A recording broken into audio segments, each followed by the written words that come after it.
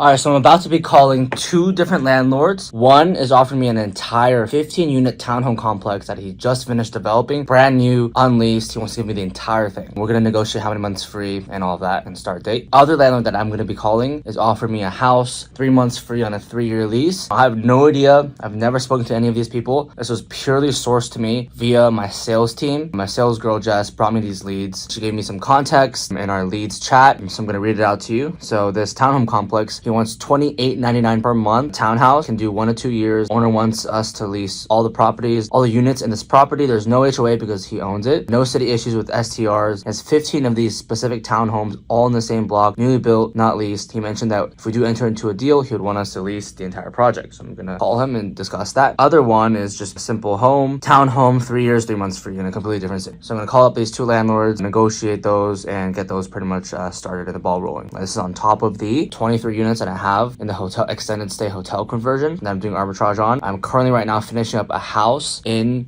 Texas as well. Literally, it's about half furnished. By the next week, we should be done by the next week Friday. And then we're currently also going to be leasing an entire 9-unit townhome complex, literally right next to a major sports stadium. A lot of good things in the works. This is what happens when you build a proper sales machine. On one hand, that just feeds you very, very quality leads, fully vetted for STR. My sales team is fully trained. I don't have to do anything except analyze the deal, talk to the landlord, finalize the terms, and then boom. Then it gets handed to my acquisitions team. So I don't even have to do any of the acquisitions, any of the ordering, any of the designing, any of the actual delivery, logistics, setup. That's all handled by my acquisitions department, right? And then after that, it gets passed down to my operations department, which is a team of VAs, virtual assistants, cleaners, and handymen. And they take care of actually operating the property, making sure it actually generates the profits that I projected to do. And then from there, if you operate correctly, if you operate very well, and there's no issues with the landlord, there's no issues with the residents nearby, there's no issues with the actual building, that's where the operations piece actually helps in sales and it brings you inboundly, because that same landlord, if you go for the right landlords, he's going to give you more and more properties in his portfolio. He's going to refer his friends. If it's a large developer, he definitely has a network of other large developers, and they will start basically hearing about you. You'll get a lot of inboundly on top of the actual outbound sales team, right? There's 3 buckets in the system that we call reverse arbitrage, which is the correct way of doing Airbnb arbitrage. It's the way of running a proper business, having synergies between different departments in your business, where you are constantly getting leads in, you're constantly making profits, and you're not getting kicked out. There's no churn. This is very different from what everyone else is teaching, which is just a standard,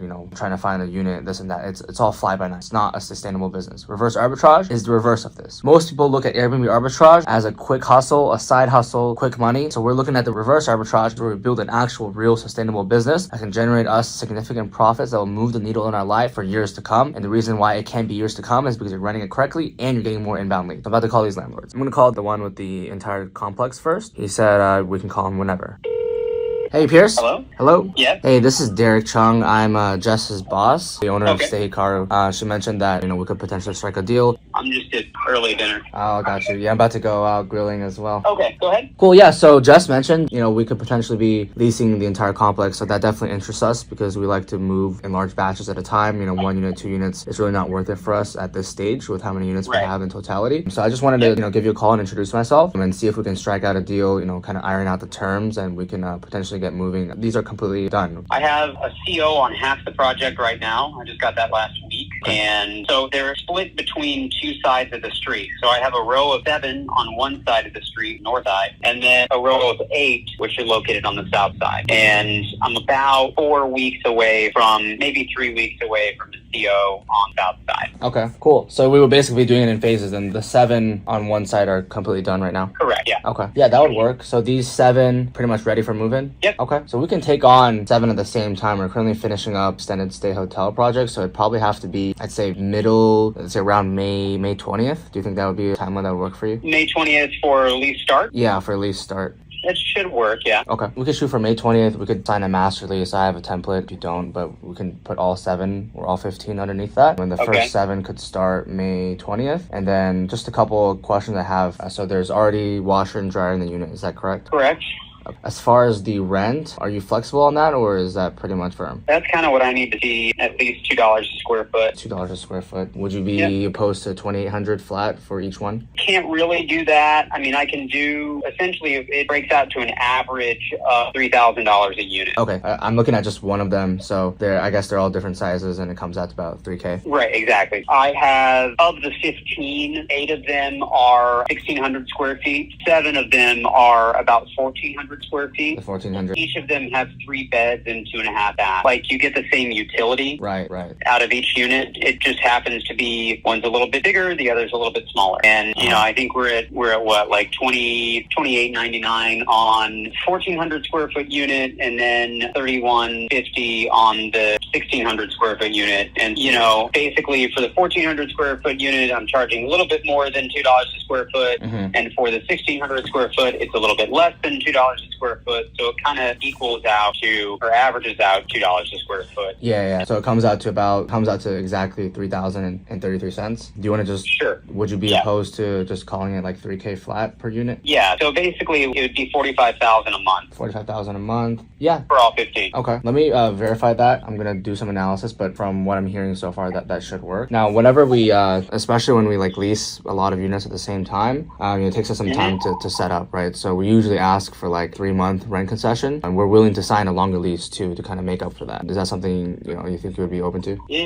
Not so much, because essentially I can, I could lease it one by one. Yeah, but it's gonna, they're gonna be sitting and pretty much. But shoot me something. And what I would say too is you're scaling into it anyway, just by virtue of my construction timeline. Right, exactly. So if you needed to stage furniture in units that weren't quite ready for their CO, you could do that too. As in we can get early access? Right. Okay. So you could take advantage, if you're bringing in furniture for the 7 units that have a CO, you can also bring in furniture for the 7 that don't quite yet have a CO and store it in the garage. Okay. So that way you don't have to, you know what I'm saying? So you can take advantage of some efficiencies that way. Okay. No, that's actually perfect. We tend to do that as well. So those 8 units, when do you think they'll be, ready for move-in? 3 to 4 weeks. So now that I kind of have exactly what the inspector wants to see, basically we are applying the knowledge that we've gained on one side of the street to the other. And initially we started 2 months after on the other side of the street, but now that we kind of know what to expect and know what they want to see, we have a better process. And so that's kind of how I know it'll be 3 to 4 weeks now. Okay, that makes sense. So we could pretty much shoot for like June 1st move in. Correct. That way, as soon as it's ready, you already have a tenant in there for every single one of them.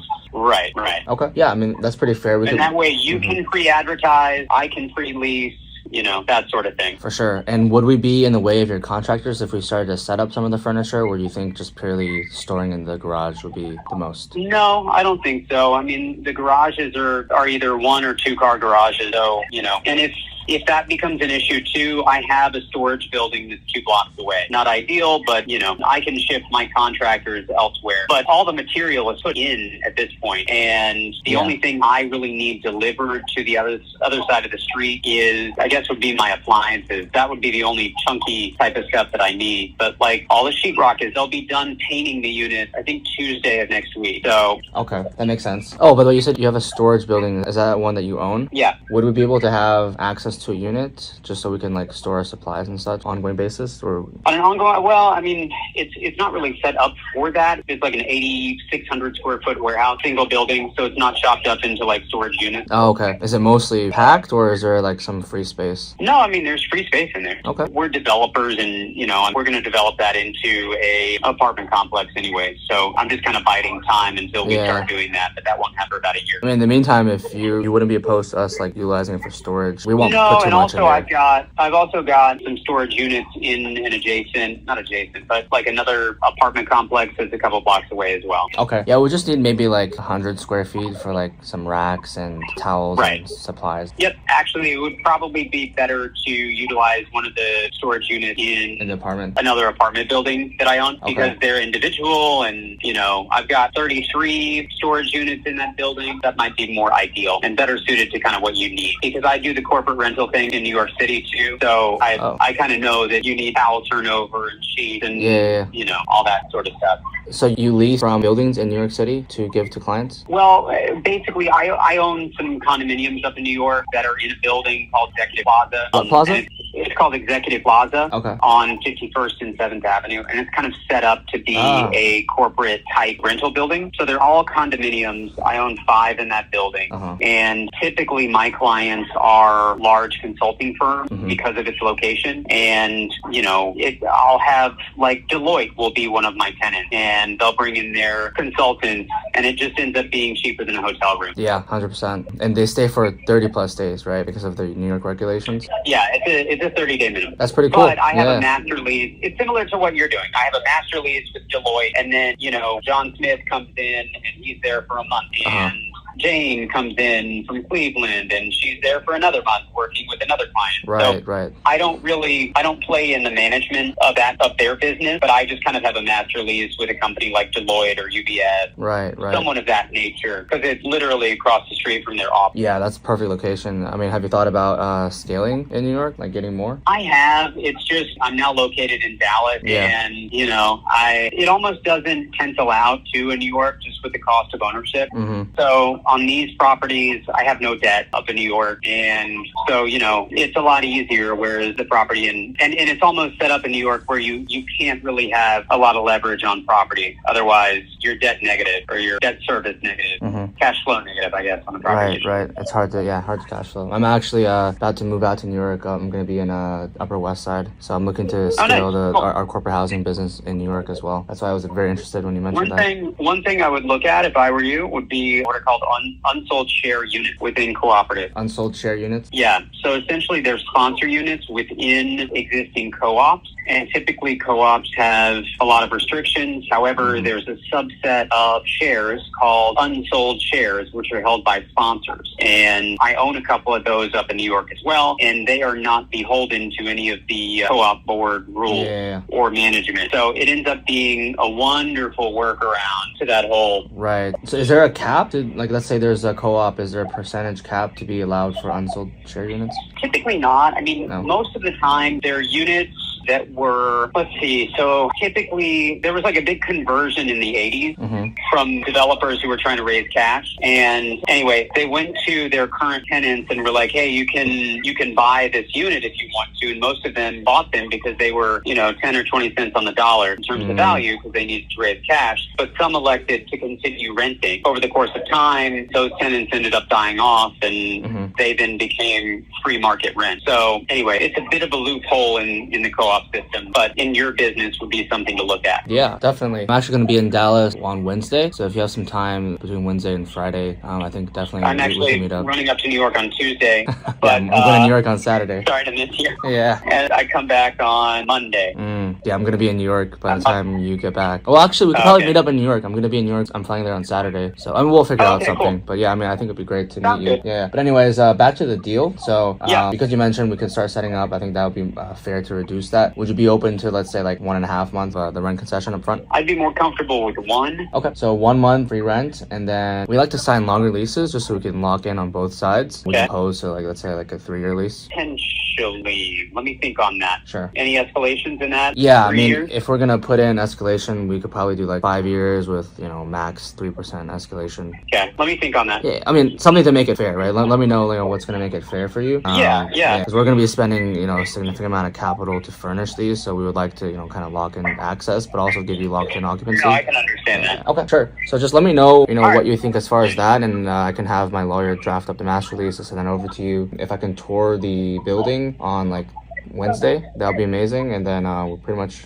can sign right away. Okay, great, cool. I'll have some contractors on site anyway, so the job site should be open, and access shouldn't be a problem. Sure, I'll just give you a text or call when I'm on the way. It should be around noon Wednesday. That'll work. Okay, awesome. Remind me your name. Derek. Okay. Yeah, nice to meet you, Pierce. Just let me know what you want to do as far as the length and the escalators, and I can have that drafted out and sent to you on DocuSign. I appreciate it, Derek. Awesome. Pleasure to do business with you, and I look forward to more. Likewise. Thanks much. All right. Have a great Sunday night. You too. Take care. Bye. And that's pretty much how it's done. Very nice organic conversation. This guy is clearly not a tire kicker or an inexperienced person. That's why we're able to, chat quickly about the deal and get it moving. You see, literally from when I called him to pretty much we're ready to close. And we're literally about to call my lawyer, Jeff, right now. Actually, we already have a master lease drafted, and it's templated master lease. So if you guys want that template, you can get it. This is different from the regular rental arbitrage deal where it's you sign a regular or traditional lease. I actually have a master lease for cases like this where I'm taking entire complexes or a significant amount of units, I have all the landlords sign a master lease. It already allows me to do short-term rentals, gives me first right of refusal to purchase, especially for bigger players like this, who I'm very well going to add more and more properties. We don't have to sign a new lease each time. We just amend the lease. There's already a list there. We can add more properties that belong to the same landlord. And there's already actually a grid that allows for like, hey, if I want to add, 123 Craven Street, I just put the address, I put the number of months free, I put the rent amount, I put the length, and it just adds to the master lease. So that reduces like us wasting time signing and drafting a new contract and all of that, because we already all agree to the terms. Rent escalators, all of that makes things a lot easier. So when you get to this sort of level, which you can get to very, very quickly, even RJ is at this level now, where you're approaching developers, owners, people that are high up decision makers that literally own these entire complexes, right? Then the rules don't matter. If you call the leasing office and then they say, oh, we don't do short-term rentals, who cares? You're talking to the owner, and the owner can do whatever he wants as long as you convince him. So now we're signing master leases to take down entire, you just heard it, 15-unit townhome complex that he just finished building. Well, actually just finished building one side, and then now he's about to finish the other side by June. So pretty much my plan as I was writing it down is to start the 7 units on May 20th, and in that time period, he's very, very open and flexible, right? Because it's a business relationship, it's not so strict as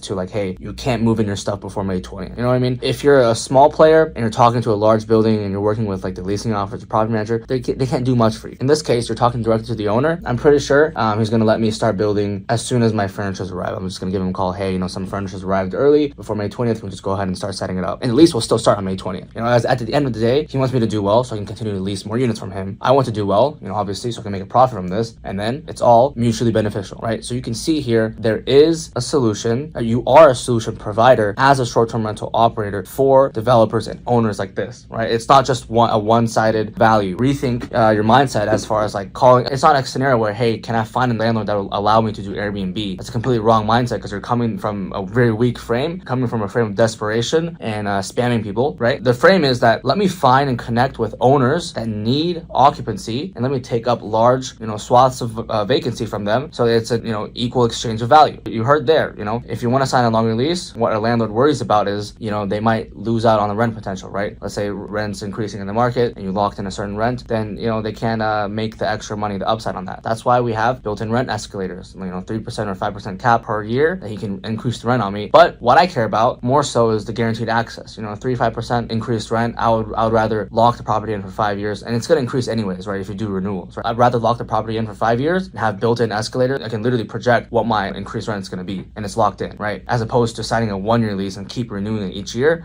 You could jack it up 10%. So pretty much the goal is for those 7 units to start on May 20th, and we should have it literally built and be live around May 20th, May 21st, May 22nd, because of early access. And then other 8 units, we're going to start on June 1st, and you heard it from him too. We're literally going to order for all 15 units at the same time, and then see how much we can get away with setting up without getting in the way of his contractors. So I'm pretty sure we can even go live with these other 8 units before June 1st even starts. And then on top of that, we have the 1 month free. So this is where you negotiate your way into a home run deal. I'm going to show you guys the numbers, the actual numbers, the analysis, the revenue, the profits, and then, factoring in what I was able to negotiate as far as early access, early building, 3 months of rent, lease length, rent escalators. And you saw me even negotiate because I heard that he had a storage space, right? Instead of going and paying $500 a month for a storage space, like, 15 by 15, or even multiple of those, maybe a couple thousand a month, because I'm planning to scale in the city. Now I've established myself as a value provider, someone that, he actually cares about and can do business with, because I'm giving him significant income to move the needle in his business, right? Leasing this entire complex is something that's worth him considering, giving me something like, hey, I have some storage units in an apartment building. It's not going to be, if you want some payment, that's fine. It's definitely not going to be like market rate, right? It could probably even be free, which does sound like he's just going to give me, a couple small spaces for supplies. Not a big deal, right? That's something he could just give me. It's not a big deal to me anyways. A couple thousand a month, that's whatever. But at the end of the day, all these small concessions and wins stack up and boost your margin across your entire business. So for me, it doesn't matter, but for my business, that small win matters a lot, because, you scale that across all the different cities I'm in, all the units that I have. And,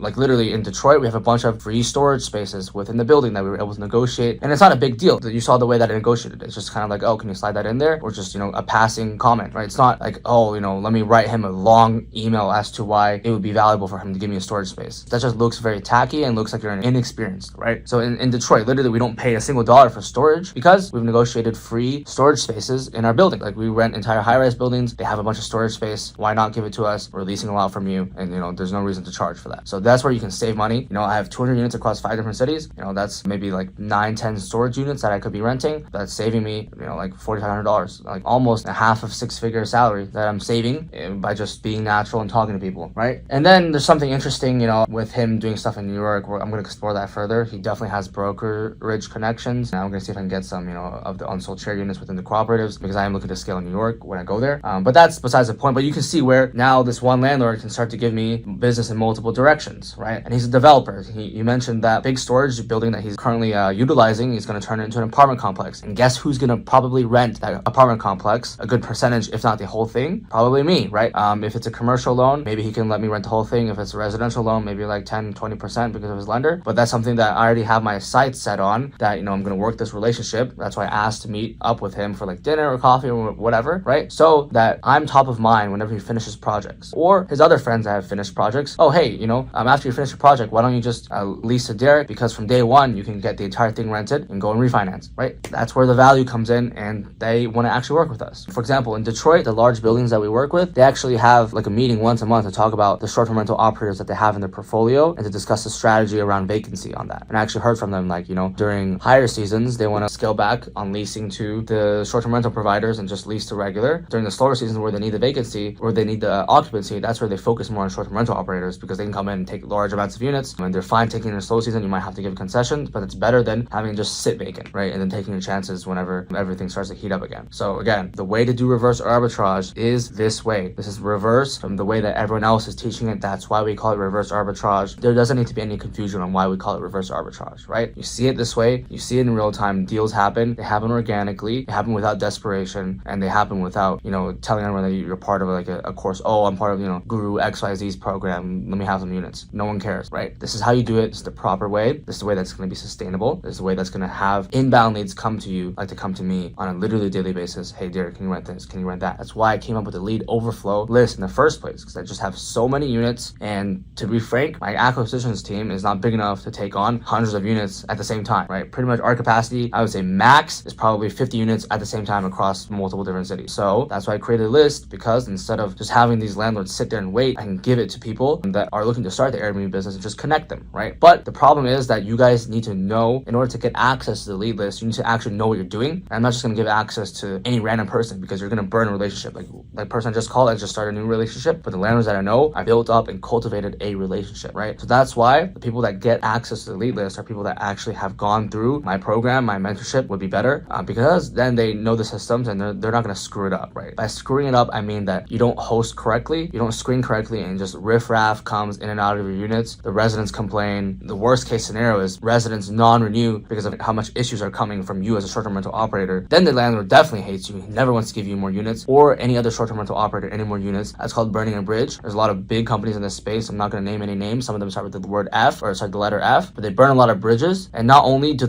they not ever lease from a particular landlord ever again, but that particular landlord will never lease to a short-term rental operator ever again. So they burn the bridge for the entire industry. And that's why I'm here, is to teach industry the right way to do things, legitimize it, so they stop freaking burning bridges with landlords, right? Stop learning it from the fly-by-night guru who doesn't know what they're doing and just got a couple units and thinks there's something. Units is easy. My grandma does it. Anyone can do it. My brother can do it. It doesn't really matter to get a unit. It doesn't really even matter to set up a unit. What matters is sustainability and track record over a long period of time, and sustain relationships, because that's how you go far in business. I'm not saying this to flex on you guys, but this is my 5th year in business. Again, the first 2 units that I ever leased, I still lease them to this day. They've made me over 100 times ROI. And more importantly, I've paid that particular landlord their rent on time every single month for the past 4 years. Do you think that landlord will rent to some other random guru's students that's asking for units, or me, right? It's very obvious. And that same property manager that gave me those 2 units has now moved on to become an asset manager at a hotel acquisitions firm, and they're giving me units left and right too, because of how well I've cultivated and developed that relationship, and not only developed a relationship, but shown to her and proved to her that our company can operate correctly. And that's why I am top of mind whenever she gets units. And these are completely off-market deals. You're not going to find these on Zillow. You're not going to find these on Rent Cafe. These are going to come off-market from your connections. This is the reverse arbitrage way of doing things. But I can go on and on about this, but I need to call this next landlord, and then I'll record this for you guys. So see ya.